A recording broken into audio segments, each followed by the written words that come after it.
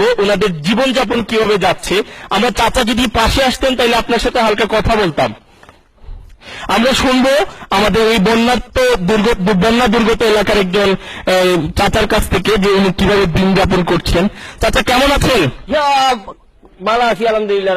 ফানিয়ে বাসাইল দেখ রায় তো আর কিলা বালা থাকি। আচ্ছা, আমি আপনাকে প্রথম যে প্রশ্নটা করতে চাই সেটা হলো, এত পানি কোথা থেকে আসলো?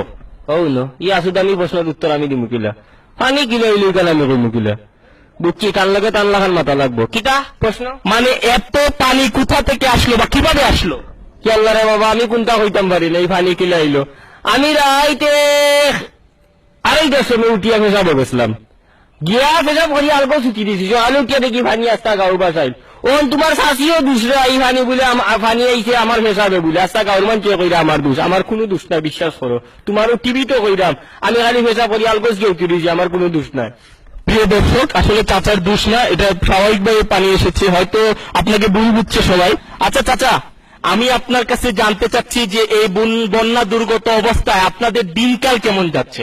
দিনকাল তো ফাটাফাটি যার, খুব ভালো যার। আমরা সকালে উঠি আর তো খালি পানি আমরা খালি হাতিরা আমার মাছ মাররাম, মাছ বেচরাম, প্রতিদিন 50-60 টাকার মাছ বেচরাম, খুব ভালো যার।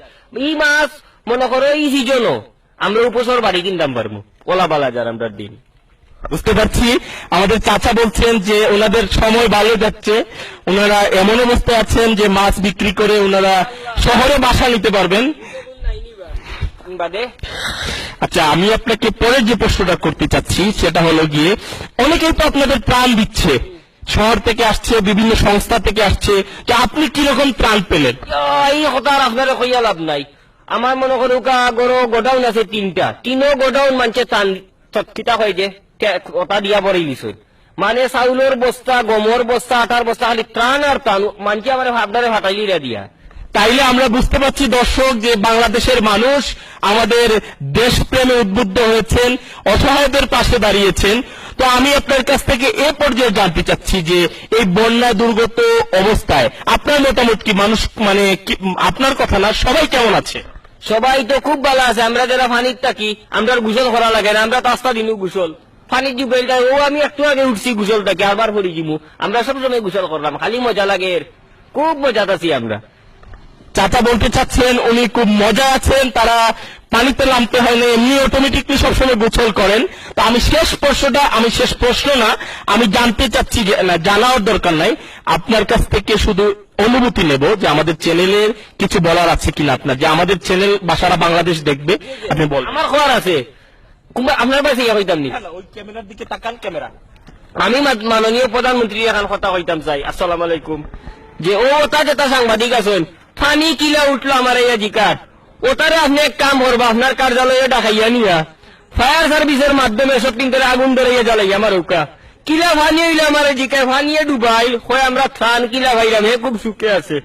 আরো একটা কথা আছে, আপনার একটু দেখাইলাম মানে ফানি কিলা আরামর। আচ্ছা, তাইলে আমরা দর্শক এ পর্যায়ে আমরা চাচার সাথে ঘুরে বেড়াবো, এখানে দেখবো যে আমরা কিভাবে আছি। শুধু ক্যামেরাটাই থাকবে, আমরা দৃশ্য দেখবো। মাইক্রোফোনটা রাখো, আমরা একটু ঘুরে আসি। দর্শক, আপনারা অধীর আগ্রহে আছেন চাচা আমাদের কি দেখাবেন। আমরা চাচার কাছ থেকে অসম্ভব ভালো কিছু দেখতে আশা করছি। আমি আসলে সাঁতার জানি না, চাচা একটু আস্তে আস্তে আপনি নৌকাটা মানে চালানোর ব্যবস্থা করবেন। সম্মানিত উপস্থিতি, আমরা চমকের অপেক্ষায় আছি। আমরা চারিদিকে দেখছি পানি আছে, আমরা চাচার কাছ থেকে চমক কিছু দেখবো। আর চাচা আমি আপনারা দেখাইমু যে পানি কত আরামে আছি, পানি বুঝছেন নি আমরা কত আরাম পানি খালি, বুঝছেন নি মনে করবা আপনি আর কি সে গরম পানি দিছে আরো আরাম লাগে, বুঝছেন নি। আমরা দেখবো চাচার কাছ থেকে সাঁতার।